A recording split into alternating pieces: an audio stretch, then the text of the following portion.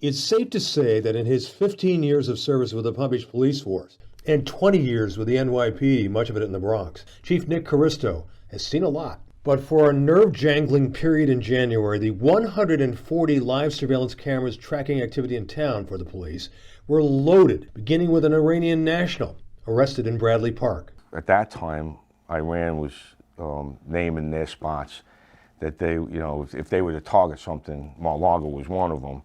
And it's just the timing of everything. And then we have an Iranian national on Palm Beach with concealed knives and a pickaxe and a machete. And $22,000 in cash. And $22,000 in cash stuffed inside his clothes.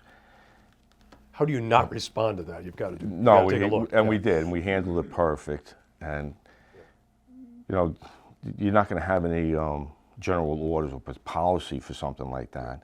You have to think outside the box. The communications room also had its eye on the town's streets as a troubled woman led authorities on a high-speed pursuit that ended up with shots fired by U.S. Secret Service and Sheriff's deputies. That was near Mar-a-Lago. She went through both checkpoints, and the second checkpoint, which was closer to Mar-a-Lago, they know they opened fire on her. She still managed to get over the Southern Bridge, and where she was subsequently apprehended and arrested at that point.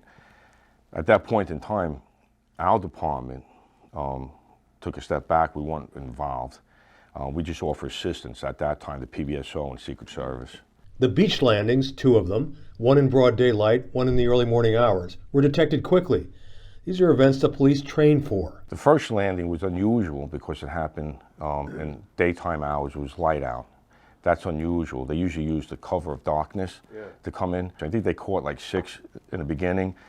And what they do is they automatically debrief them, whoever's caught, because we have priorities. We want to make sure nobody's in the water drowning. It's all about safety, and want to make sure they need any medical attention, because sometimes they come over and they're dehydrated. So we want to see if anybody's sick or ill. So we have medics come and check them out. We notify Border Patrol. Border Patrol would come. They would give assistance. Because there was about 12, I didn't want to leave the rest of the town vulnerable, so we asked for assistance for PBSO. David Duffy, a member of our executive committee and the Public Safety Committee, speaks for many. One of the prime reasons people come to live in Palm Beach is public safety. And we are so lucky to have a police department like we do, and a fire rescue team like we do. Amazing. The technology that these guys have today that we don't all know about, the drones, the cameras throughout the island, car readers, it's just something. We're proud as a public safety committee to work with our chiefs in both departments. We want to support them in every way we can, including this communications. What you're doing today, or the story you're going to tell today, is just one example of how we can help.